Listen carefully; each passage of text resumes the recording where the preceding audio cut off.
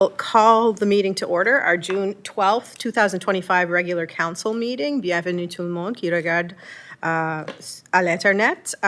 We hope that we have a lot of people joining us this evening. 1A, we have regrets from Councillor Boudreau tonight. Number 2 on our agenda, we have the invitation to stand and move at any time. 3, approval of the agenda. Do we have any additions to the agenda? Yes, Can you put on your mic, please? Councillor Surratt?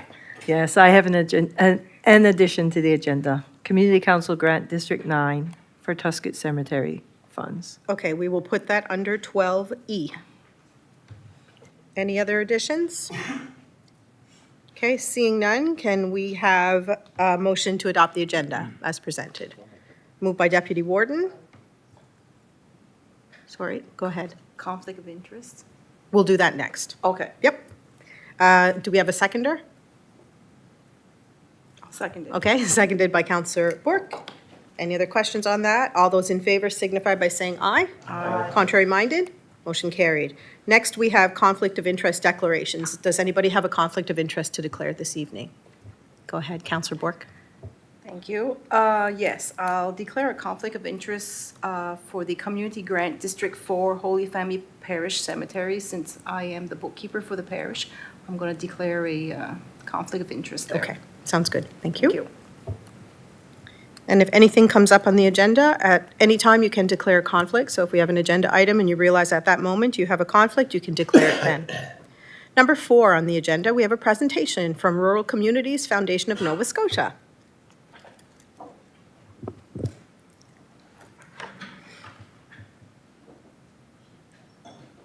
There you are. Thank you. You're welcome. Okay. Scott's going to move through this for me. Thank you, everybody, for the opportunity to come and speak to you. My name is Erica Ralston. I am currently the Executive Director of the Rural Communities Foundation of Nova Scotia, and here to tell you a little bit about what we do, who we are, and how it's relevant to you here in Argyle. So thank you, Scott. We'll go on to the next one. Great, thanks. So the foundation, we are a federally registered charitable community foundation. So it is our mandate to do granting, grant making, we do convening, and we also do fund development. So I'll be talking about more of our funds a little bit further on. Our organization has been around for more than 20 years, and I actually need to update that because I just looked at our incorporation documents, and July 11th will be 25 years that we've been around. So we, as I said, we are a registered charity, so we can grant to qualified donees in community, and more about that in a minute. So, as our name indicates, rural communities are the singular focus of our organization. We recognize that the solutions required in rural communities are often very different than what is needed in urban centers. We're dealing with a more dispersed population. We're dealing with, I don't have to tell you folks, you know, we're dealing with the infrastructure challenges across a dispersed population. So we recognize that rural solutions might need a little extra something to get them going. So we try to maintain our relationships in rural communities so that when we do have funds rolling out, we can confidently partner with people and organizations to get the funds or resources to them that they need. As a charitable organization, we can issue tax receipts for the donations. As a charitable organization, we can own land, hold mortgages, and other sort of financial tools that could be of use in rural communities as well. So I'm going to just jump right into the funds that we currently have. So we have an assortment of funds at the moment. You can see the list there. So the Ukrainian Nova Scotia Resettlement Fund is pretty much what it sounds like. There were some municipalities and some nonprofits that donated to get this fund going, and it's supporting some of the Ukrainian refugees that have come into Nova Scotia, whether they're planning to stay or not. You know, grocery cards don't go amiss, right? So that program has been, we've had that for a couple years now. The Joan Feinman Climate Change Fund, we've had, I think this is our third year. I didn't at the beginning let you know that I started this job on the 10th of March of this year. So I'm just out of my probationary period. I passed. So the Joan Feinman Climate Change Fund, we actually just finished doing a granting round on that, and that has granted 7 community initiatives across the province. Again, rural Nova Scotia, from the Hawk all the way to Meat Cove, all places in between, except for, of course, Halifax and Sydney. And we don't really focus our attention on the more urban hubs, but so right across the province, we had climate change funds go out. All different, again, communities deciding for themselves what is the most important and most priority issue to take hold of, right? So the Rural Nova Scotia Pride Fund is something we're just set up just in the last couple of months, and we're running a pilot on that right now. So that fund is a little bit different from others in that we're not actually doing any fundraising for it. 2 Pride organizations came to us and said, we're raising money to do Pride activities, but I don't want to put it in my bank account, and nobody's got and we don't have a charitable organization, and we don't have a nonprofit status. So they asked us if we would just flow the money for them. So those donations to the Rural Pride Fund can be made. You go to our website, you click on donate, and there's a list. All of these funds are listed there if somebody wants to go and donate. And by donating through Canada Helps Online, you get a tax receipt automatically. They issue the tax receipt to you. So those funds are going out into those 2 Pride organizers to get them off the ground. It is our hope that this will give them the capacity to reach their own nonprofit status and then not necessarily need us anymore. But again, it's a pilot for this year. We do community impact conferences, and this is about the convening piece, about what we do, right? We can't know what different rural communities want, need, what different populations want, need, what do you have, what are your strengths, where do you need supports? So we convene to find out. We're going to be doing quite a bit of convening around climate activity this summer and fall. Another thing that we can do, as I mentioned earlier, we can hold land, we can own land. We can actually receive land donations and provide a tax receipt for the value of that land. And then we can either sell the land to generate revenue, or we can hold the land in partnership with other organizations that need it. And the Dave Gunning Zero Hunger Fund is the one that I'm here to talk to you most specifically about today. And I'm just let's just jump right to the next slide. So all of this was set up before my time with the organization. So I'm just going from what I've read and heard from directors and previous staff. Bruce Guthrie actually was the original performing artist who said that he wanted to support the Zero Hunger Fund.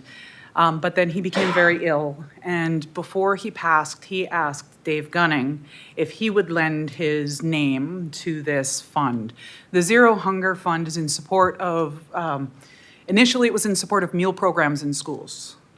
So it was about the young people, the students, having the food that they need in order to be able to pay attention and succeed in a school environment.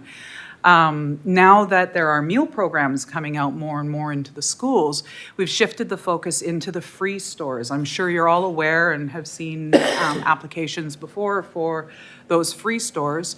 And some of the food from those free stores, or supplies, other supplies, personal hygiene supplies, things like that, go home with the young people, because often a hungry child coming in, or a hungry young person, is coming from a hungry home. So we're hoping to actually increase the amount of dollars that we're getting out into the schools so that they can stock their free stores and support not just the students but their families at home. So I think I actually just said all of that. So, yeah. This is from last year, and like I said, we're hoping to double the amount this year that we're putting out. So we are aiming for $200,000 into our Zero Hunger Fund to be granted across Nova Scotia. Last year, I think we had 80 applications, and as you can see, we were only able to support 34 of them. And the thing that I want to make clear for council is that if it is going to come to an ask, you know that. So if we do receive any funds from the Municipality of Argyle, the funds that you provide would go back to schools in the Municipality of Argyle. So I wanted to make that really clear. We've been giving these presentations right across the province to lots of municipalities. So last year, Drumlin Heights received $3,500, and I noted that that is District 6, so that is Councillor LeBlanc. There you go. And then there was another $3,500 that was shared between 3 CSAP schools, and again, that was before I was on, so I can't explain the rationale why, but the application came in from 3 different schools. So École Belleville was one of them, and I looked that one up too, District 5, that's you. And then, of course, I've looked up that there are 3 other schools in Argyle. Is that correct? Am I on? There's Paramba, West Pubnico, and Wedgeport. That's correct? Awesome. So all of those schools would be eligible for the Dave Gunning Fund. So like I said, we are trying to double our granting capacity. Pardon? Plymouth. Yeah. Okay. Thank you. Thank you. I'll make a note of that. Add it to my list. Sorry. It's okay. So we have been doing fundraising through municipal grants, but we're also doing fundraising. We do have a corporate sponsor, J&W Murphy, has donated, I think we've got $60,000 going into the fund from them. And also Canada Helps. So you go to our Canada Helps page and there's the drop-down menu and there's the Dave Gunning Zero Hunger Fund there. The other thing is every single time Dave Gunning hosts a concert, he talks about the fund, and there's always a little flurry of activity afterwards of donations coming in. The last bullet there is just to underscore that any funds received in this area would be distributed within this area. So our ask to you is, basically just be aware that that Rural Communities Foundation is here, and I'm happy to come and give you a more general update about us as well in the future. That we have these funds that are there. We have the capacity to build new funds, other funds. If we're missing the mark on some things, let us know. Our primary areas of focus are food, land, and climate. So that is sort of the big 3 that we're focusing on. We will be putting in a submission for a grant at some point. And then there's also hosting a community concert is another potential thing that could happen. Dave Gunning we could arrange with him. It's, he's a star, so we go through his agent, but yeah. So that's another option for that, for supporting, and I think that was the last slide here. Yeah, thank you. Okay, thank you. I tried to burn through that really fast No, it because was I know I good. only had 10 minutes, and I did not look at the clock, so how'd I do? Perfect. It was very concise, very exactly what you needed to say. That was excellent. Glenn, I can do it. One of the things I like about these presentations, there's so many different things out there that we don't even know about. So I always appreciate when people come in and make presentations to let us know. Questions? We have a question from our Deputy Warden. Thank you. The presentation was nice and quick, like the warden said. How do you work with existing programs like breakfast programs and stuff like that? Is it above and beyond that, or do you work with it? The short answer is yes, it is above and beyond, but it is meant to be complementary. So the way that it works is the schools make the application for the grants. We go through the adjudication process, and this year with our adjudication process, we are going to be calling on community members to participate in that adjudication. And then the grant then goes to the Regional Center for Education, earmarked for that school. And how they use it from that point, as long as it's towards the charitable purpose of reducing hunger, it's up to them. So if they wanted to make a community, like a garden outside that the young people could learn and eat from, or if they wanted to, populate the free store or build a free pantry nearby or whatever, as long as it, again, is back to that sort of zero hunger charitable purpose, they have quite a bit of flexibility in what they could do with it. Thank you. Thank you. Counselor Foster. Yes, toward the end of your presentation, you mentioned that you received a $60,000 contribution from a G&W Murphy. Is that correct? Yeah. Is that an organization from the Argyle area, or where's it from? I think that and really I should know more about them Okay. at this point, but it's a corporation, and I believe they're in the HRM. I think they're in the Okay, city. okay. Or possibly on the South Shore, but no, they're not in the local Okay, area. I thought it might, It sounds familiar, doesn't it? it sounds, Yeah. it sounds close to an existing business in Argyle. Okay. But their initials would be R and K Murphy, not G&W. Yeah, okay. So I was just wondering. Thank you. Any other questions for Erica this evening? Okay, seeing none, we just want to say thank you for your presentation. We really appreciate you coming in and taking the time. Very informative, and we will keep our eye open for any requests coming in. Thank you very much. Thank I you. appreciate all your attention, and thank you for setting this all up for me. Thank you. Thank you. Thanks, everybody. Okay.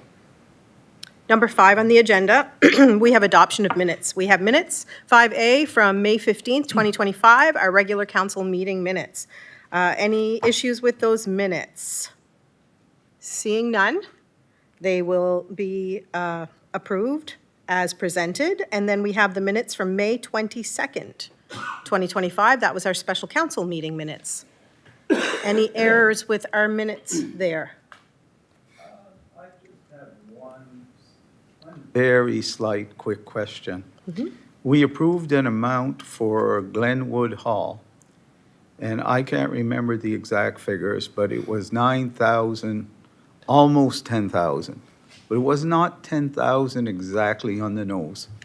And I have no problem with 10,000 because it's only, maybe a couple $100 less than 10,000.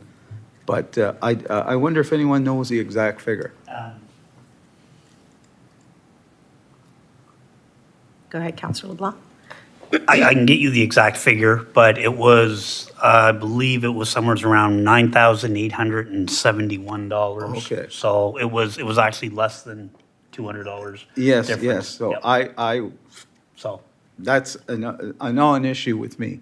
It's just, couldn't help but notice that we didn't approve that even number. Okay, does anybody have any issues with that? Okay, So if we do approve the minutes, even 10,000, is that how it works? if that's what's in the minutes, that's what we would be approving. Okay, Is that's that okay? fine. I have no problem with that. Okay, any other issues? Okay, seeing none, the minutes will be approved as they've been presented. Next, we have number 6, we have recognizing Argyle. Does anybody have anything they would like to share this evening? Councillor Bork. Thank you, Warden. First of all, I'd like to congratulate the East Pimlico Fire Department and the Women's Auxiliary for their annual lobster supper. They work very hard. It's 2 or 3 days of prep, and it's always a success. So I'd like to thank them for doing that for our community. And also, I saw that Angelina Lutz, I think that's how you pronounce her name, Lutz, and Alyssa LeBlanc received the Lieutenant Governor's Excellence Award in Education, so I'd just like to congratulate them. Okay. Yeah, so Excellent. that's all I have to say. Thank you. Thank you. Deputy Warden. Thank you, Warden Albright. Just an update on the wind farms in the Wedgeport Little River area. Work has begun in earnest, and the accessibility roads have been cut. They're nearing completion, actually, for the windmills. However, there's going to be a significant amount of traffic coming through these summer months. There's, at this point, they're already in the process of trucking in 30,000 tons of gravel to the Plymouth pit, where they will be, I think they've already erected the cement plants. There's two cement plants have been erected. And they will be pouring the base of all 12 windmills at every 2 weeks. And the total amount of concrete poured is going to be roughly 10,000 square meters. It's a lot. So it's going to be a very, very busy place throughout the whole summer months. And the gravel company is already getting phone calls for excessive traffic going through the Plymouth area. But that's going to continue right through to the end of summer. It's work in progress, but it's good to see, but it's a lot of traffic. Thank you. Thank you. Councillor Madden. Thank you, Your Warden. Just a few months ago, I think I mentioned that Bryden Surratt was going to compete in Regina, and he came out silver medalist in precision machining with Skills Canada, so I want to congratulate him. I also like to recognize Noel Baban, the Gilles and Denis' son. He's from Millbrook, and he's been working in Ottawa and as at the tomb of the unknown soldier, and I do believe it was there when King Charles and Queen Camilla was there, so I'd like to give him a heads up. And probably this is one of the last meetings before the school is going to be out, so I just want to give a shout out to all the students to have a safe summer, as well as the teachers and staff. Happy ending to another season. Yeah, thank you. Councillor Digdon. Thank you. Just have a couple of things. West Side Improvement Society have been doing some beautification work in the community. They did the triangles going over to the village. And also the Buddha Gracie, they've cleaned it all off. It's looking nice. And they've been putting the banners back up, going on along the sidewalk and that. And also, there's where the 3 meets the Highway 335 in Pubnico.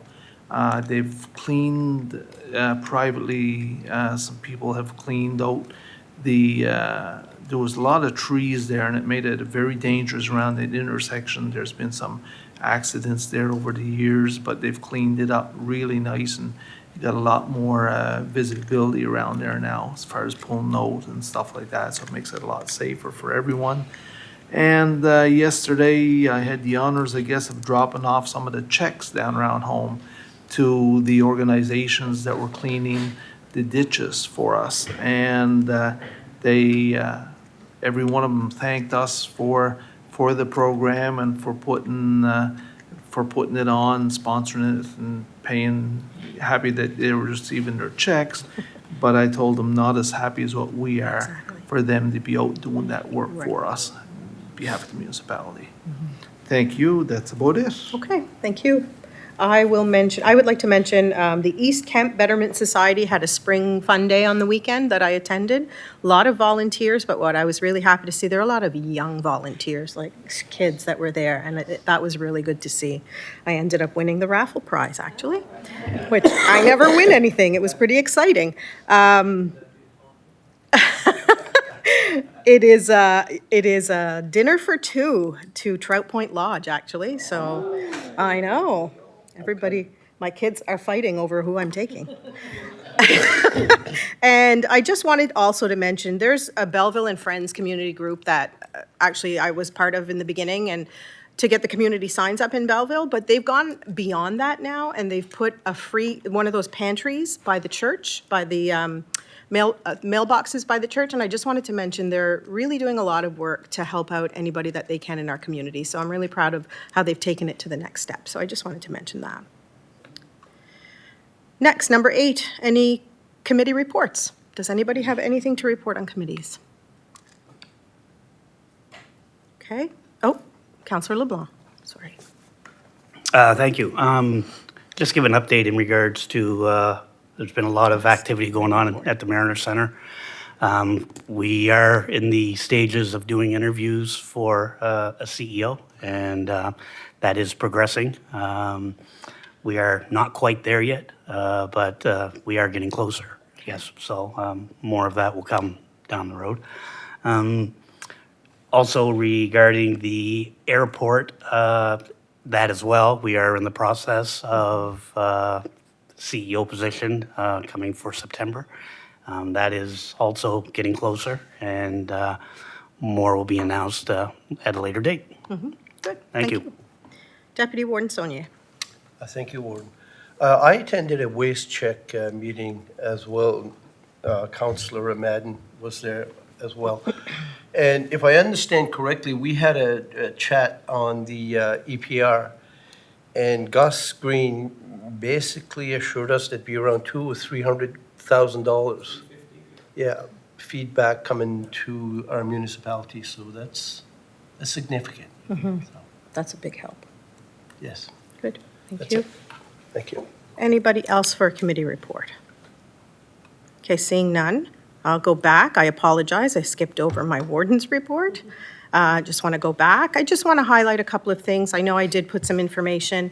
I wanted to highlight our, just mostly for public, because we had a motion come forward regarding the ADA and having the province come and have a meeting with residents. So on the 20th of May, we met with Minister Smith and Bruce Hancock from the Department of Fisheries and Aquaculture, and they came to discuss the motion that we had made to invite them, and they're willing to come down, and they're going to host 2 sessions. They're going to have an afternoon session, they're going to have an evening session. They haven't given us the date or the location yet, but they're definitely willing.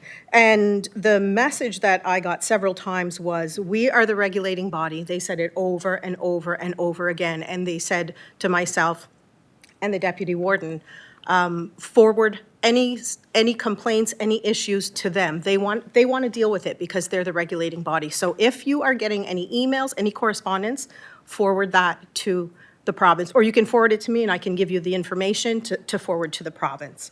And they did say that in July, they will likely be releasing the first site. So whoever, the first site that is approved, it will be released in July. They haven't told us who it is, and they've decided that they're going to do 1 site at a time. So right now, there are 5 sites that have applications in, and I had no idea how that was going to work, but they said 1 site at a time is how they're going to do it. So it was really interesting to meet with them.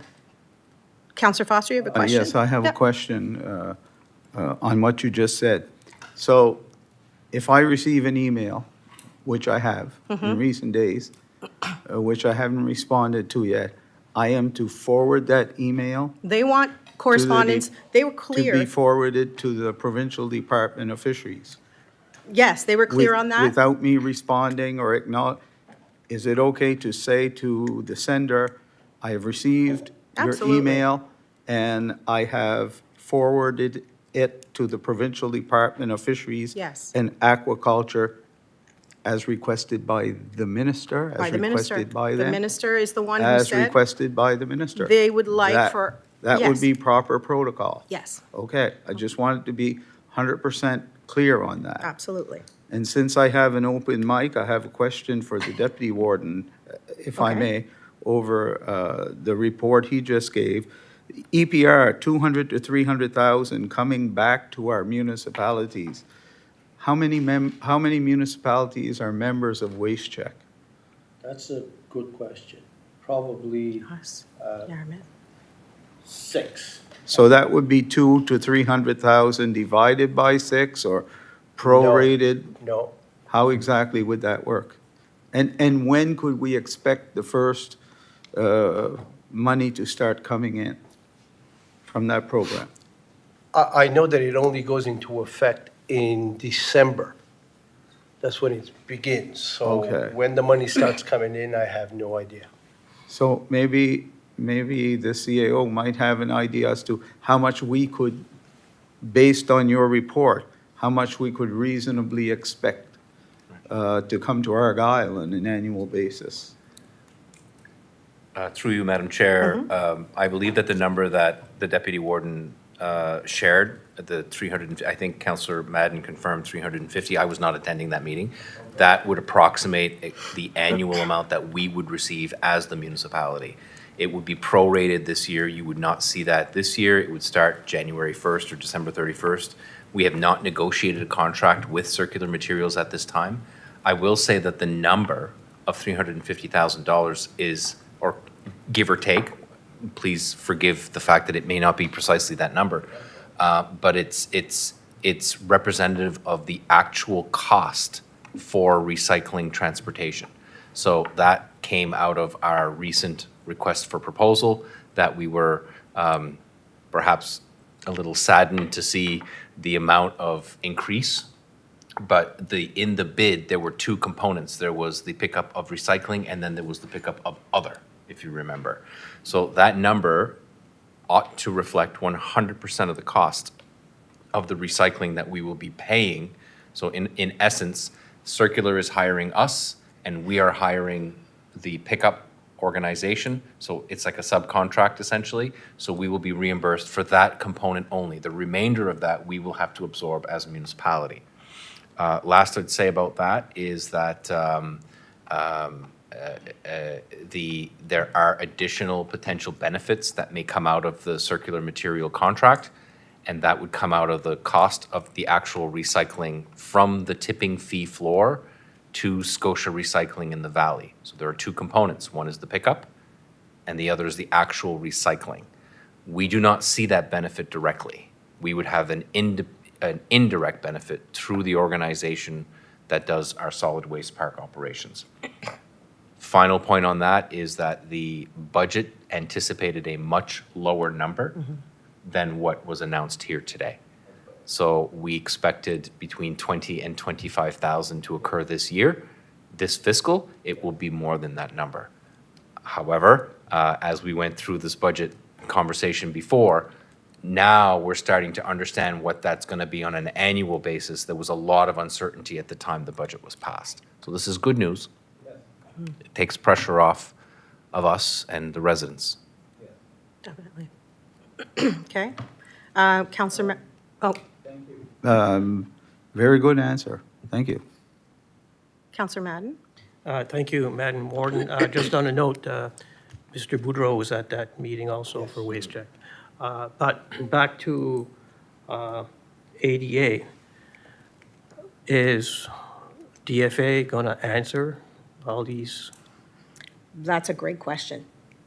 That they didn't say, they just said forward. I think the sense that I had, and correct me if I'm wrong, but the sense that I had is they want to be kept informed about the concerns that residents have, so that when they do come down, they know what they're looking for. So will they answer? They never said that. Did they say that?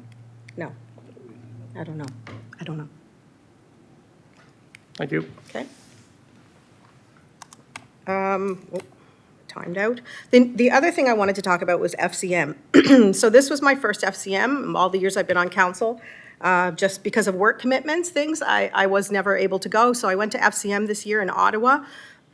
And I would encourage any councillor to go. There were excellent sessions. The networking was amazing.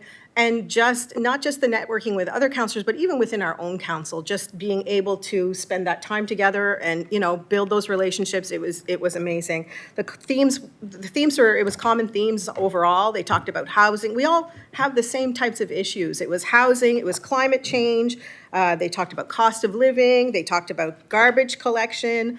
But one of the messages that came from our Prime Minister, which was really interesting to be able to sit there and listen to our Prime Minister speak, was about the importance of our self-reliance.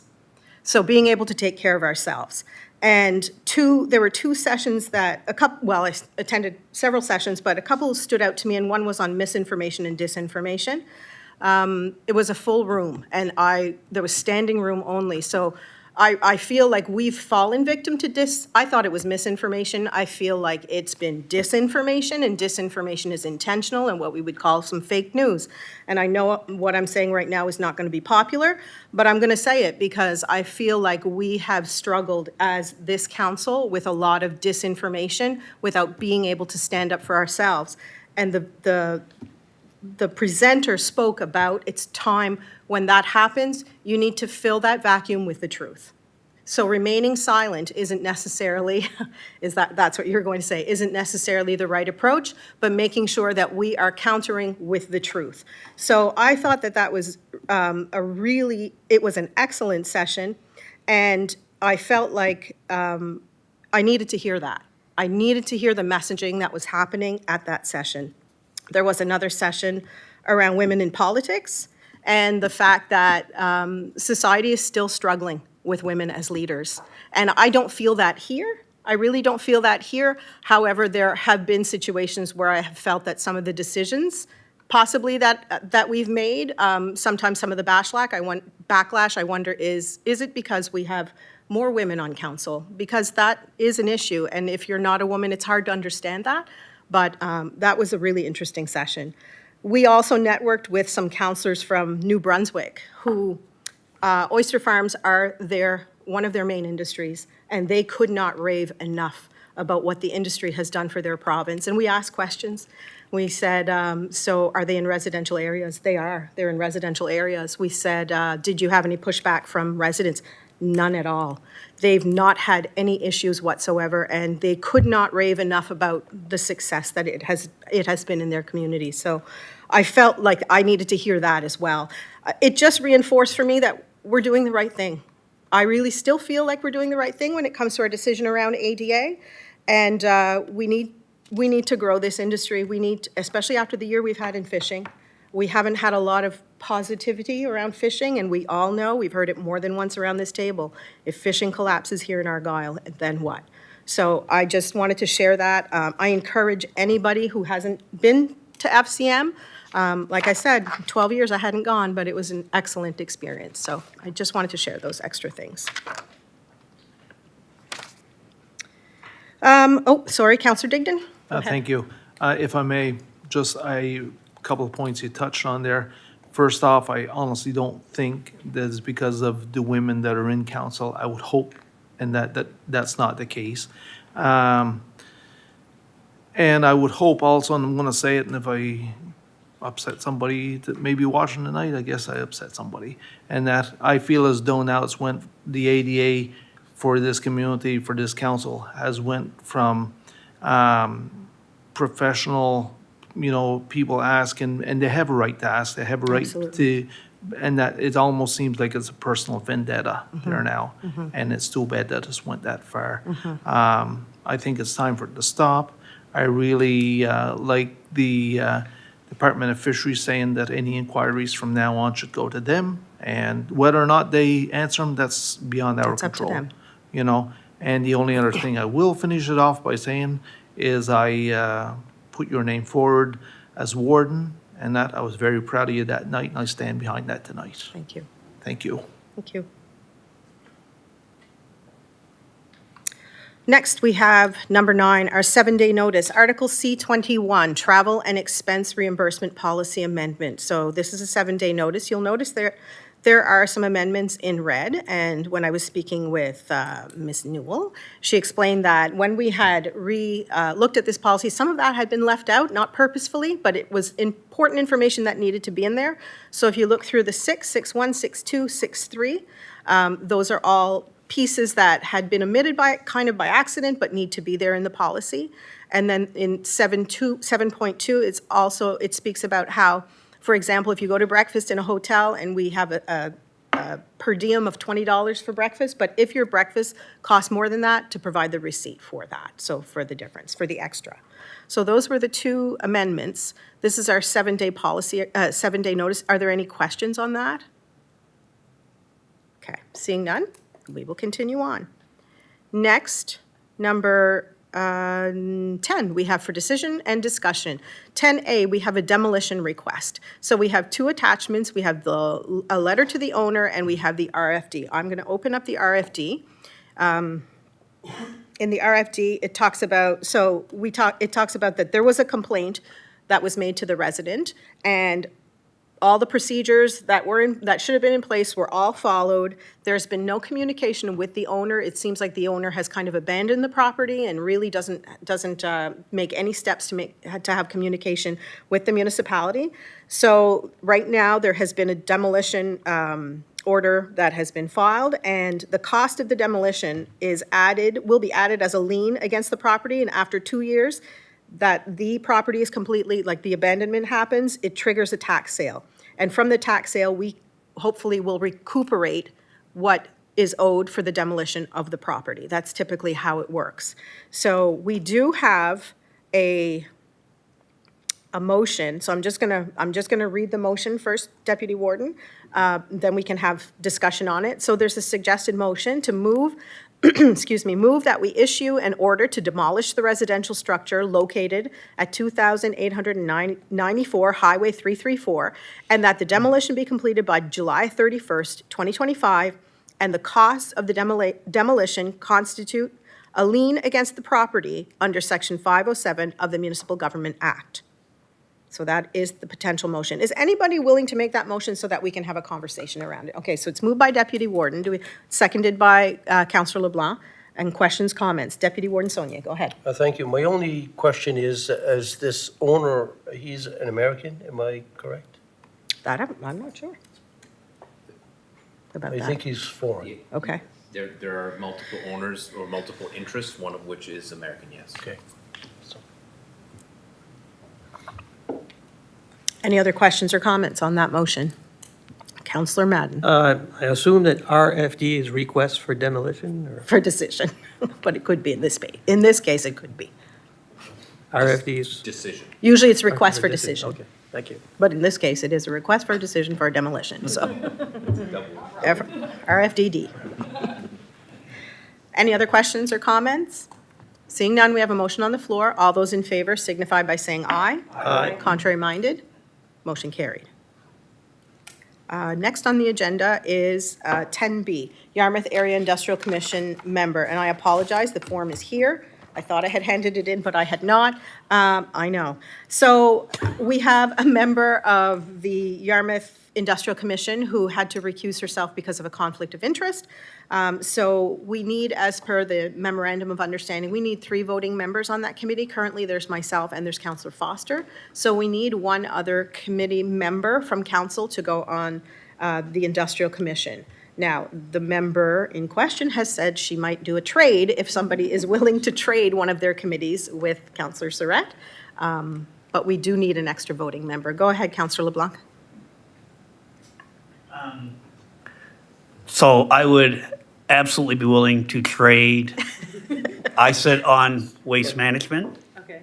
And if you would want to trade Waste Management for your Industrial Commission, I will take that along with 2 first-round picks and, but that I would be willing to do. Waste management, I think I'm an alternative on waste management already.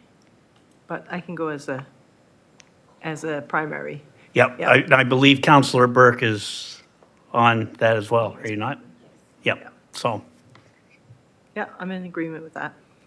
Okay, so can we have somebody make a motion to appoint Councillor LeBlanc as the voting member to the Yarmouth and Area Industrial Commission? Okay, moved by Councillor Foster, seconded by Councillor Madden. Any other questions on that? Seeing none, all those in favor signify by saying aye. Aye. Contrary minded, motion carried. Thank you, Councillor LeBlanc. We would require a second motion for the waste. Yes. Okay, can we have a motion? I don't Forcefully, think. I think the descriptor of, the minutes can describe the fact that Councillor LeBlanc is willingly stepping down as a member of the Waste Management. That does not necessarily require a motion. The motion to replace him, however, must be done. Can we have somebody make a motion to replace Councillor LeBlanc on Waste Check with Councillor Surratt? Okay, it's moved by Counselor Bork, seconded by Deputy Warden Sonia. Questions on that? Seeing none, all those in favor signify by saying aye. Aye. Contrary minded, motion carried. Thank you. Next, we have 10C, we have bylaw number 42, short-term accommodation marketing levy. So we've seen this one already. So this one, the hope is to have this bylaw passed tonight. Is anybody willing to make a motion that we pass this bylaw? Moved by Counselor Digdon, seconded by Counselor LeBlanc. Questions or comments on this bylaw? Seeing none, all those in favor signify by saying aye. Aye. Contrary minded, motion carried. Next, we have D, Chemin de la Pointe, Hubbard's Point. Counselor Foster, there is an attachment. The floor is yours. Mike. Yes. The Department of Public Works, which is what it's now called, did a wonderful job of paving in front of the Hubbard's Point Community Center, but they only paved a very short distance. And they put gravel on the shoulder, but they stopped far short of where the damaged road goes, or the section of road. In fact, I did a little write-up. If I can bring it up here, I guess it's my first attachment here, because I can't remember word for word what I wrote. So I'll just read the, whoops, wrong one. I'll just read the attachment here. Where is that? I'm still, oh, here it is. Okay. Okay, very good. So, I say a small section of road in front of the community center on the Chemin de la Pointe in Hubbard's Point was recently paved over. However, there remains a section of road beyond the newly paved area that contains many defects in the form of potholes and pavement broken into small pieces or missing altogether. This poses a serious threat to public safety. These road defects can cause significant and costly damage to vehicles, lead to serious accidents, and even result in fatalities. As the years go by, the pothole problem on this section of road is getting worse. At one point on a blind curve, vehicles are traveling on the wrong side of the road to avoid a major pothole. This poor road surface is in need of immediate repairs, as hitting a pothole can cause a driver to lose control of their vehicle, leading to collisions with other cars, cyclists, or pedestrians. Also, this road is heavily traveled by school buses for the CSAP and the Tri-County School Boards. I have received several complaints from school bus drivers about the condition of this road. I've also received a lot of complaints about residents who live on the road. I'm telling you, it's bad. It was excellent what they did, but I wish they could have gone further. And the motion I'm proposing, I'd like to thank the department for what they have done, because I truly am grateful as a resident of the community for what they have done. But I wish they could have gone further. My motion would say, write a letter to the Department of Public Works thanking them for the recent paving that was carried out in front of the Hubbard's Point Community Center, and request that the new pavement be extended as far as the fire hole. Most people in the area would know where the fire hole is. It's civic address 201, Chemin de la Pointe, with carbon copy to our MLA, Colton LeBlanc. So I'd like to make that motion. Okay, do we have a seconder on the motion? Seconded by Counselor Digdon. Any questions or comments for on that motion? Okay, seeing none, all those in favor signify by saying aye. Aye. Contrary minded, motion carried. Next, we have E, mosquito control programs. We've never heard of this before. We've never discussed mosquitoes before at this table. Good luck, Counselor Foster. Go ahead. I'll tell you. Work on the ticks. I'll tell you a little story. When I campaigned last fall, I had Radio Canada, the French news station, in my yard doing an interview with me on my front lawn. They interviewed 5 candidates, 3 from Clare, 2 from Argyle. I was the only one of the 5 to get elected. And the reporter asked me, what is the main issue that you are hearing door to door in your district? And I said, believe it or not, mosquitoes. And that is the honest to God's truth. The amount of complaints that I received about mosquitoes going door to door in the district. Of course, the campaign took place in September when they're at their most vicious, most active. They're like a smaller type of mosquito at that time of year, and they're particularly vicious. And they bite late into October. I've heard stories in recent years of people who are out deer hunting in their tree stands, and they're being bothered by mosquitoes, which was not happening before. So this is another issue of climate change that we're dealing with. Summer seems to run a lot later into the fall than it used to. So I recently got a complaint from a woman in Amiros Hill about mosquitoes, and she's so fed up with the situation that she hired a local person who was able to go and spray her property. This is what she told me. She hired a local person who advertised on Facebook his services. He went there, he sprayed her property. She paid for the service herself out of her own pocket. And I don't know how successful that treatment is going to be. I don't know what's being used. Right. And I'm wondering, does anybody have any ideas or solutions around the table to deal with this nagging problem? And I know it is a problem. It is. We had a family reunion in Hubbard's Point a few years ago for the Hubbard family, people connected to the Hubbard family, and people from the Boston area, Lynn, Malden, Massachusetts, et cetera. They couldn't believe the mosquitoes. They were slapping mosquitoes, and they couldn't believe the mosquitoes. And I once had a bus tour of people from Japan who wanted to observe people harvesting rockweed. And they got off the tour bus and they started walking down the shore. And when they saw the mosquitoes, let me tell you, It was over. they started freaking out and Yeah. turning around and heading straight back for the bus. And to calm them down, I said, there's no malaria here. You don't have to worry about malaria. Yes, they're a nuisance, but they're not dangerous. The only disease that they've been known to carry in this part of the world is West Nile virus.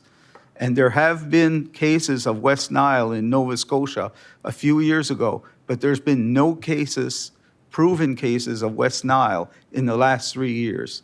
22, 23, 24 have all been clear of West Nile in Nova Scotia. So if there's other people here who could talk to that, I'm all ears. Thank you. Thank you. Councillor, Deputy Warden Sonia. Thank you, Warden. Unfortunately, Councillor Foster, we did address the exact same thing here a couple, 3 years ago, I think it was.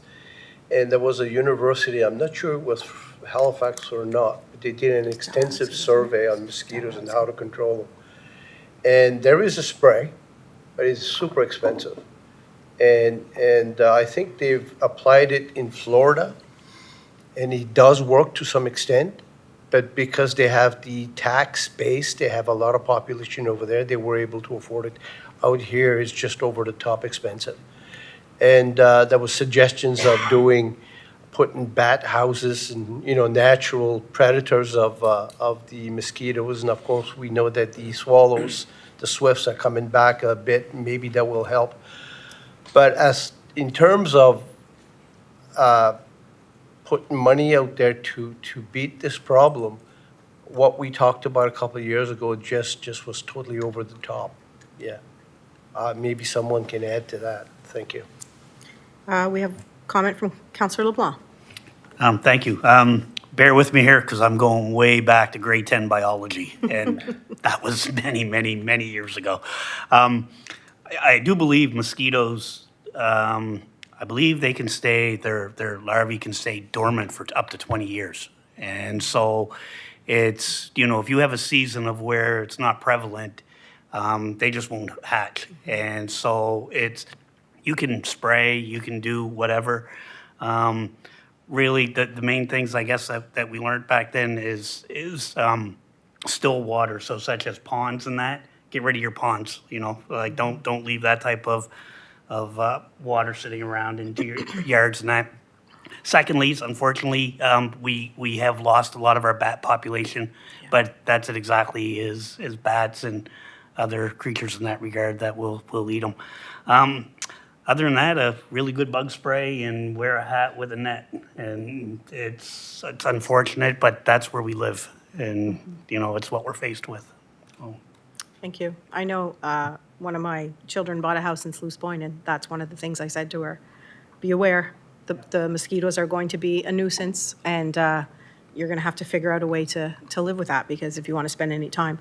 It's something that's come up several times, and as Deputy Warden says, we have looked into some possibilities, because we do empathize with our residents, but it is outrageous what it would cost for us to cover that whole area. Councillor Digdon? Yes, I agree with everything that's been said here this evening about the mosquito population being really bad down your way. The only other thing I was gonna say, Councillor Foster, if you wanted to make that motion as far as contact HRM to see what their pest management strategy is, I'll definitely second it. Like, if just to, maybe there's something new that we're missing, or. Motion. And I'd be curious, I did a Google search, and they said there were other municipalities in Nova Scotia that have programs for controlling mosquitoes. But the only one that had specific information that I was able to find was HRM. And Chantal Newell, executive assistant, was able to look into the program that they have. And I guess it's less promising than First Meets the Eye. I don't know if she would like to speak on that, or perhaps CAO Muse. Yes, thank you, Madam Chair. Thank you, Councillor Foster, for your question. So I did go through the integrated pest management strategy that they have, and basically what I found is their IPM is something that they use to take all of the endangered species or the pest species type thing, rank them based on certain criteria to see what type of nuisance they are, and from there, they build a plan on that species. So as of right now, HRM only has a plan on 2 species, something ash borer and dogwood vine, strangling dog vine, I think it's called. Actually, I'm not even kidding. So they have those are the 2 plans they have, and they have other things planned, but nothing surrounding mosquitoes or anything like that. So, but I will flip the integrated pest management program to you guys as well, so you can read it, and we'll go from there. Thank you. Deputy Warden Sonia? Thank you, Warden. I forgot to mention, there's as much pushback on sprays that there is on mosquitoes. The stuff that they were using in Florida would dissipate before it hit the ground. So they would do it at a critical stage where they could get the airborne mosquitoes, because there's naturalists out there that will not allow pesticides whatsoever, right? So it's a touchy either way. Thank you. CAO Muse? Thank you, Madam Chair. Just as a little history on this issue, when it first came up 5-6 years ago or more, we were given information that the Dieppe region of New Brunswick had a system in place, and it was analyzed by the Dalhousie University report, of which you all have a copy of now in your inbox. And that basically says, what are the options around management of mosquitoes. So the difficulty that we had initially was, first of all, this is a provincial jurisdiction around environment, and so we brought that to the attention of the government at the time, and they didn't seem particularly interested. And I think, if I recall correctly, the reason was it wasn't a disease carrying issue, it was a nuisance issue, so they weren't prepared to get involved, and of course, that was, you know, a bit of a negative answer to those that wanted to see something happen. In Dieppe, they have a provincial municipal program together. And it's essentially, they hire students and they address the larva at the time of conception, I guess, if you want to call it that, where they develop larvae in the water before they start flying away. They would essentially put in a product that would suffocate the larva before it came to be. Extraordinarily expensive option, even with the provincial government contributing. It was, at the time, which was like 6 years ago, probably in the excess of between $400,000 and $450,000 a year. The difficulty with that is that it doesn't necessarily address localized problems. So the resident in question sprayed a local area which provided a local, potentially a local solution. This wouldn't guarantee that necessarily. So that option, all people would pay, and unfortunately, it's in either case, either you're spraying locally or doing this, we're not assured that it would work. Now in Dieppe, that has worked rather well, but it's all based on the environment and the climate at that location, and it is managed by a third party. So the municipalities are funding it, but they're not actually doing it. They are co-funding that situation. So I just wanted to bring you up to speed as to, there are other municipalities that are doing this predominantly in partnership with the province of Nova Scotia, because we don't have the resources to deal with the environmental issues around that. And we can, however, this was one of the recommendations that Dalhousie said at the time, we can go out and provide additional information to help people manage the situation. There are some things that we can share. There are education opportunities that we can do, and we can do that. We can certainly do more of that. And that's not to be condescending. That's not the intention at all. It's to say that, you know, sometimes there are things around your area that you're doing that you don't necessarily realize it could be attracting the nuisance itself.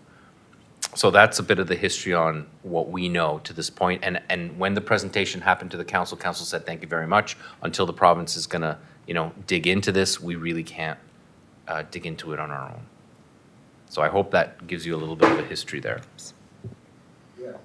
Thank you. I'm very pleased with what you folks have brought to the table here this evening. Thank you. Thank you. Next, we have municipal advertising. Councillor Madden. Thank you, Madam Warden. Can you put on your mic? I guess I'm always trying to... That's okay. Thank you. Yeah, so I'm always trying to think of any ways that we can reach out to the public and at a effective and cheap manner. So I get this South Shore Breaker every week in the sales, and it's I don't know if it's a magazine or what it is, but it's free, number one. And I see that like Bridgewater and Shelburne is advertising their notices in the municipalities, advertising their notices in there. I see a lot of stories from the Yarmouth, Shelburne area, Bridgewater area. So I don't know if there's a way for us to reach out to our people. It's a much bigger magazine than Lobster Bay, plus it does come out every week. So just to put it out there, I did do a small survey of people around. Do you read the Breaker? Oh, yeah, some of it. And so just, I don't know if it's something that we deal with here, or we deal with at the office of the CAO, or what do you do, or you want to have discussion on it? I don't know if you guys read it or not, or just an idea. CAO Muse, thank you. Answer to the question, do we use the breaker? The answer is no. We have not advertised in the breaker ever, I think. We use that is a salt wire product. Yes. So it's similar. And while it's free to the user, it's expensive for us to use. I think that if I'm hearing you properly, Councillor, is that I think that we can do a heck of a lot more to increase the communication, the method, the amount, and there's all sorts of ways that we can improve a more regular communication, either either one way, which is like informing, or social media in other ways. We today actually had a conversation at our leadership group around, okay, we need to resource communication in a much more effective way. This is not the first time this has been raised. I think that we got into the habit of doing more social media content and less paper content, and that is not really consistent with inclusivity and accessibility requirement or recommendations. Some people don't have access to computers. Some people really struggle with computers. It is not an inclusive way of communication. We talked about as well, like maybe sending out, letters that we could send and put out like the breaker does. So the breaker actually puts out their paper using what's it called? Not traditional mail, but the ad mail or Yes. the bag. So Flyers. the flyers, right? So thanks. That's the word. That's the word. So yeah, sometimes they. Anyway, so there's all sorts of those kinds of ways that I believe that your point is raising, is that we need to increase that visibility. That point is from an administrative perspective. I can't speak for council, but for us, it is an important thing to get better at, 100%. And whether it's this one or something else, we are happy to come back to this council if they so wish to produce. Okay, this is what it could look like, and then you can influence that process so that we can consistently put out better information. We don't have a communications person, right? And I think that's part of the issue as well. When you have a full-time communications person, what other municipalities do, they're plopping things everywhere, and because that's what their job is. So we've not filled that position the same way. But by not having it doesn't mean we shouldn't or can't communicate. And so I think that it's a long answer to your point, but I think your point is really well taken. And I think that it's incumbent upon us to bring back this and other options for council to consider.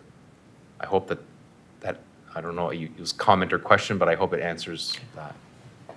Well, I just don't know. Number one, I didn't know if we had looked into the breaker before. I don't know I tried to go online to see if there was any advertising prices. I wasn't successful at that. But to me, it was weekly. And it's good size. It's not like the Lobster Bay is bi-weekly, and it's very small, and it's easy to go buy an ad unless it's full page, and I know full page is quite expensive. So, again, just trying to improve our visibility, I guess. Do we have costs? Did we look at that, into that? Yeah. Go ahead, Chantal. Thank you, Madam Chair. So I did look into some pricing for the South Shore Breaker versus the Vanguard, just because they're the same company, just different. And the verdict is that every size ad that you can get in that you can put in the Vanguard is almost double in the South Shore Breaker. And I assume that's because it's free to the user, so we would have to pay more to get it in there. But I can send this out to you guys if you want to see the difference in pricing. That's no problem. I have a little side-by-side for you guys. If you want to see it, I can send that. But I did take the liberty to get the pricing just because I know it is hard to find. So. Thank you. Did you, Is there a budget item for that? communications? Communications? Advertising. Advertising? Yes, there is. So there's two line items. I don't know exactly what they are right now, but there's three items. One is sponsorship. So it's less about advertising, it's more about supporting an event. So that's not what we're talking about. The second is advertising itself. I believe the budget might be 10,000 for the year, which is, if we're going to do something weekly, that wouldn't cut it. I would require additional approval from council to increase that number, which is completely up to you. And the third one is the newsletter costs. So we do have a cost item for newsletter distribution. So that's it. Again, it's not advertising, but it's communicating outward. Obviously, social media is mostly free. And I think the newsletter was between $7,000 and $9,000, if my memory serves. So a total of not more than 20,000 is allocated for advertising proper. So traditionally, we've used social media, and we know we have to do more. And so that's approximately what we have in the budget right now. Yeah. Thank you. Thank. Thank you. Councillor LeBlanc. Thank you. I think what we're looking at is, and I remember bringing this up at, I think, one of my first council meetings in regards to communications and about if we have considered, having a communications person on staff, because I think we need to start looking at communication as a service to the constituents. And, the same as what we consider garbage pickup and how important that is, I think communication is as well. The question isn't about if we go out and spend money on putting an advertisement in the paper, because how many people are going to see that? So I think we need a strategy in regards to how are we going to make sure that we can communicate with the most residents as possible with a budget that is acceptable. And I don't know if we have the answers to those questions yet, but I think it is something that we really need to start looking into. And, I know other municipalities, for example, they have an app, and you can sign up for alerts. And so if somebody is interested in knowing what is going on whether it's a street closure or whether there's a meeting coming up or whatever, you can sign up for that, and they're going to get those notifications. And so that's one way. Is that going to work for everybody? No, absolutely not. Newsletters are great, but newsletters tells what's in the past. It doesn't tell what's coming forward, right? And so I think more importantly than just jumping on, okay, let's go advertise in the South Shore Breaker, is it? Or let's go advertise in the Vanguard, or go advertise on social media, because even social media, algorithms are preventing a lot of people from getting that notification or getting that notification in a timely manner. And unless you pay for that and boost it and pay serious dollars to get it boosted to everybody, that information is not getting to everybody either. So, my thing is I do think communication is extremely important, and I think that maybe it's time that we start looking at what we're going to do or what type of strategy we're going to put together to ensure that we get the information out to our constituents in a timely fashion. Thank you. Thank you. Deputy Warden Sonia. Thank you, Warden. As you've mentioned, Councillor LeBlanc, we've skirted around this topic, I think, more than once, and I think I said in the past that people were getting better information in the past because they had either the radio, the Vanguard, or the Chronicle Herald, and everybody got one. If you didn't, your neighbor had one. It became weekly and daily, so everybody was on the same page, so to speak. Today, we have so many social avenues, and a lot of people do not access that, and they have to actively go look for it. So, I mean, some like me are lazy, don't go looking for it. But we also, in our discussion with this, I think we kind of left it to our staff without giving them any motions or directions and said, what's going to work best for the municipality? What's cost effective? What do we do? Do we hire someone? Is it cost effective to hire someone? Because everybody complains we got too many staff now. I don't complain about that. I think we get too short. But however, to get the word out there today, I mentioned the Clare Shopper or Lobster Bay Shopper, and a lot of people use that. I haven't heard of the Breaker. I never had. I don't know why, but apparently, yes.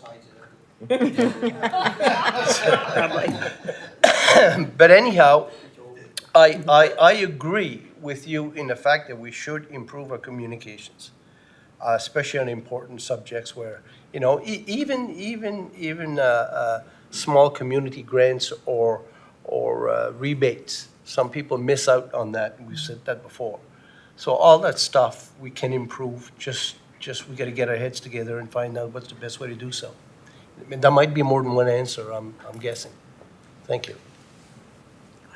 Yeah, we're not the only organization facing this in regards to trying to figure out how we can communicate with, our constituents or our clients or our members or whatever. That has been a battle that has, and I'll talk in regards to my position at the credit union, and we're faced with the same way. How do we get the information out to people when they need it? Or how are we going to communicate? Because you're absolutely right, there are so many different venues now. And what is cost effective? What's the best way? And because there are so many venues, there's a lot of people that aren't even looking at them. They're not looking at any of the venues in that regard. And so it is a challenge. And and again, though, I do think that maybe it's time that we start looking at what type of strategy we want to do and how we're going to implement it. Counselor Surratt? Oops. Seems like it took a long time. Yeah. Thank you. I'm in agreement with all of the conversation in terms of communication, and I do think we do need a strategy. By the way, I have never seen the South Shore Breaker either. We're all going to read it now. It's true. I am pretty, I kind of keep up with Facebook, so the social media piece, and I do find Argyle does a pretty good job of advertising a lot of things on and try to get it shared, and I see some of my fellow councilors sharing it on a regular basis as well. Our recreation department does have a texting system where they send out information through text, which I also am signed up for, and that's a really pretty neat system. I hadn't thought before, speaking to CEO Muse, around the flyers, and I don't know what that system is of how do we get something in those flyers and what the cost of that. I think it'd be interesting to explore that, to see what it is that, not necessarily put it in a booklet form, but just as one of a flyer within that system would be kind of interesting to see what the cost of that would be. Because I think there's no one method that's going to get what we need. We have a demographic who's not on Facebook, and that includes young adults as well as some of the more senior of our population. And then somewhere in between, we have a whole bunch of people who are using all kinds of different methods. And it's going to take more than one way. That's the brilliance of a strategy, but I don't know if we're going to get a strategy in terms of cost, what that looks like. But definitely we could get out different methods of communication for sure. Thank you. Counselor Foster? I guess I'm looking for clarification from Counselor Madden. I do read the South Shore Breaker when there are articles in there that I'm interested in. And I notice that there are municipal leaders from the South Shore area that put self-written articles in there. I don't think they pay to have those articles published. I don't know, but they write an article about their municipality and their priorities and what they want to accomplish and such. And it's like it's obvious that they've written the information themselves. And I find that interesting and informative. What I was wondering is, are you talking about the articles? Should we be putting articles in there? Or are you talking about the advertising? Because I've heard a lot of talk about the advertising around the table. I don't pay attention to the advertising. I'm interested in the articles.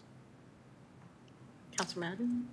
Well, I think the articles make it a good read, but also if you look, there's advertising there from municipalities about tax sale or land sale and or activities important to that's coming up, especially dated, something that's dated, that they're having a land use bylaw meeting at such and such a time. And the only reason I'm interested in the South Shore Breakers because it's weekly. So if we put something in today, they're going to get it next week. Where I don't know. Sorry, the Vanguard, no disrespect, but I've stopped reading it a while back. Lobster Bay, I look at it every week, every 2 weeks. It's there on the table if I want to read something else, but I find it hard to read and very small.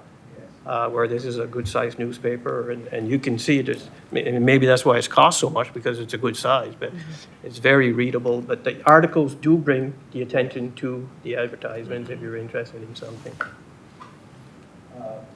Thank you. Yeah, that clarifies it for me. I still like to read the Vanguard, but the coverage is not what it used to be, because they just don't have the staff.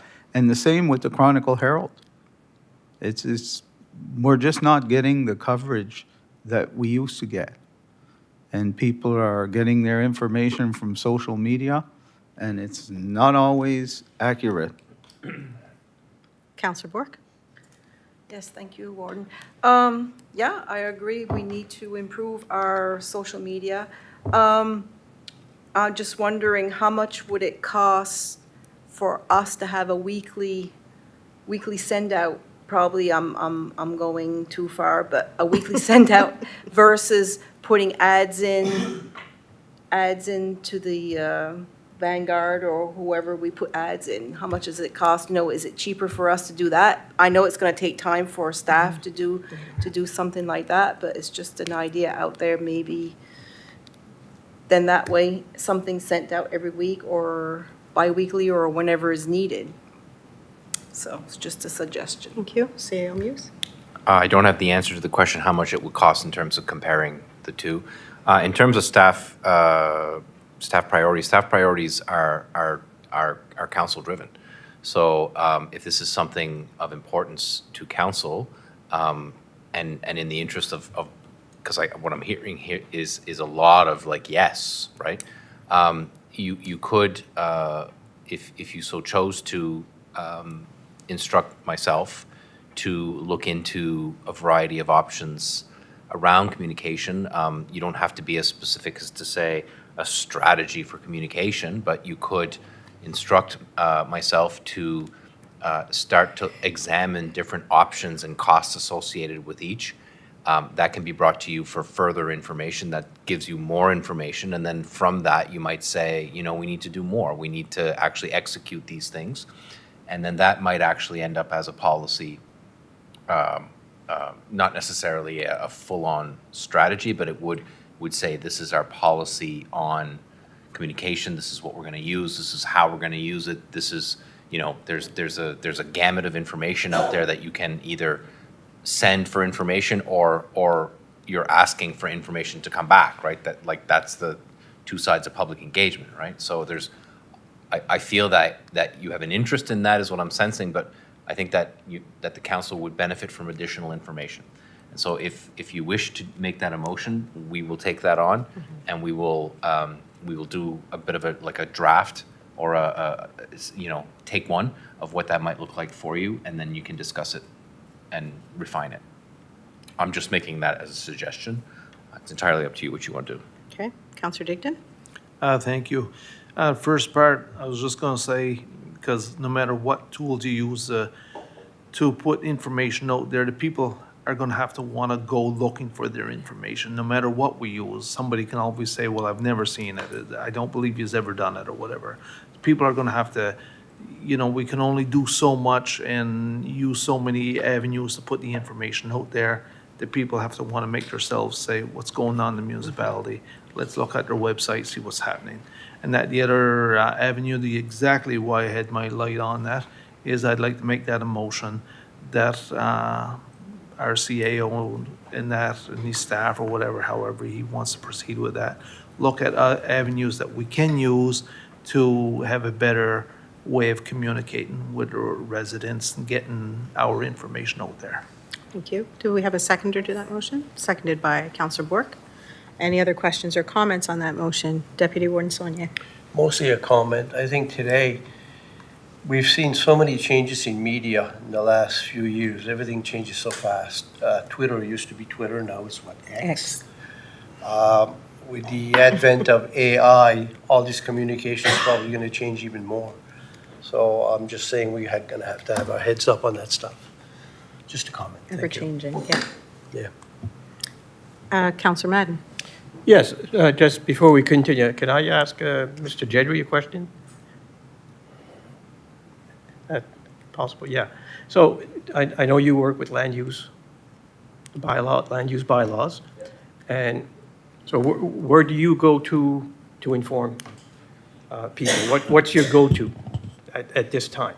At this time, we do post on our website. Okay. We did do the Vanguard because that was the only paper there was at the time. So basically, right now, because the MGA changed, we just advertise on the website. So as we get the applications in, it has to be posted on the website with the date that we received it and has to stay there for a certain period of time, depending on the application. And as a follow-up, do you get good feedback, no feedback, not as much as you want, or plenty? We do get some feedback. Mostly, most of our applications include putting a physical sign on the property that the applicants are applying for, and we do. That's where we get the most feedback, is from the sign on the property. People passing by, the locals Word of mouth. questioning. Yeah, Word of mouth, it's always been the best. yeah. Okay. Thank you. Counselor Digdon? The only other thing I'd like to, and I'm just, there's provincial regulations for that we are following. Am I right? Correct in saying that?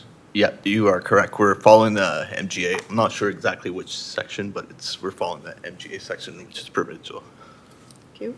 Counselor Foster? Yes, I guess I'm backtracking a little bit, but getting back to the mosquito thing, I made a... No, let's not go back to the mosquito thing. Let's No, finish this. well- Let's finish this, and then we Okay. can go back to the Okay. mosquito thing. Because we have a motion on the floor. Oh, okay? I'm sorry. Yeah, we have a motion on the floor, so Yeah, we'll it's- deal with no, that first. it's about a motion that I need. Okay, okay. So we do have a motion on the floor. Any other questions or comments on that? Seeing none, all those in favor signify by saying aye. Aye. Contrary minded? Motion carried. Okay, sorry. Go ahead, No, I'm Counselor sorry Foster. about that. That's okay. I was just thinking on that mosquito thing, I made a motion and Counselor Digdon seconded it, but it didn't go to a vote. I don't think you made the motion, or he said that Okay. if you made the motion. Did we vote? He would second it, but you didn't make the Okay. motion. Okay, well, is it too So late you made a to ma- motion and you, No, he didn't make the motion. Okay. What he said was, Counselor Digdon had indicated that if he made that motion, he would second it. oh, okay, But gotcha. Counselor Foster never made that motion. Okay, I guess we got sidetracked a little bit. So is it okay if can I still make that motion? Yes. So I would like to make the proposed motion that I've written here. I said to contact Halifax Regional Municipality in order to see how they deal with the mosquito problem through the Integrated Pest Management Strategy, IPM. And that can also include other municipal units in the Maritimes. So that's the motion I would like to make. Do we have a seconder on that motion? Oh, Nova Scotia. Nova Scotia's fine. Okay, I'm just looking at the workload for the.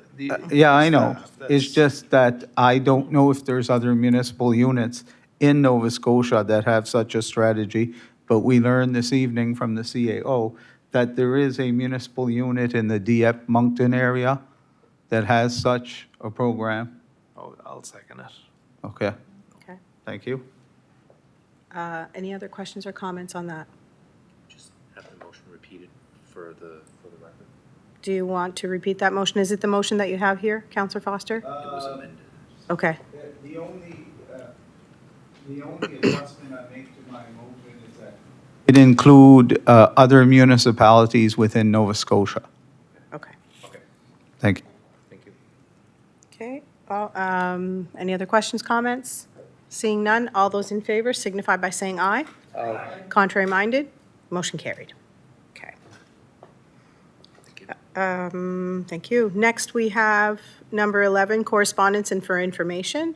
We have our newsletter that is attached. So we're doing things a little bit different with the newsletter this time around. You will see that when you got here, there are copies of the newsletter on by your desk, by your space. That is for you to distribute to residents. You can put some in businesses. You know the people who are going to look at that newsletter. Part of this was a cost savings measure. It was going to cost $8,000-9,000 to send it out. So we talked about trying to, pinch a bit, some of the wallet a little bit. So this was one way that we thought might be a way to do that. So each counselor has, I think, is it 100 that we have in that stack? 50. If you need more. Okay. We have 50 if we need more. We can always ask our staff for more. Okay. Next, we have 11B. We have a letter from Minister Smith about the ADA. So this was a summary, basically, of the meeting that we had. And just so I guess our residents know, I'm not going to read the whole thing, but I'll read the section where they talk about the meeting. As discussed in our meeting, we would be pleased to lead 2 public information sessions, afternoon and evening, to explain where we are in the ADA process and how the community can effectively provide input during the aquaculture licensing process based on the 8 regulated factors relevant to applications for new marine aquaculture sites and what happens next. So they talk about the fact that it is provincially regulated. A lot of the messaging is similar in the other letters that we've heard. Councillor Digdon. Thank you. Just wondering if that letter could be shared on our Facebook site. And because if somebody's not watching the meeting here this evening, and that they could easily say they'd never seen it or whatever, so bring it up on our Facebook site and share it, and know that the people that may be interested to meet with the minister and that are going to have their chance Are at you gonna some make point that a in motion? time. I'll make that a motion. Do we have, okay, moved and seconded. Questions on that? All those in favor signify by saying aye. Aye. Contrary minded, motion carried. Next bit of correspondence is from Department of Protection Services, our year-end report.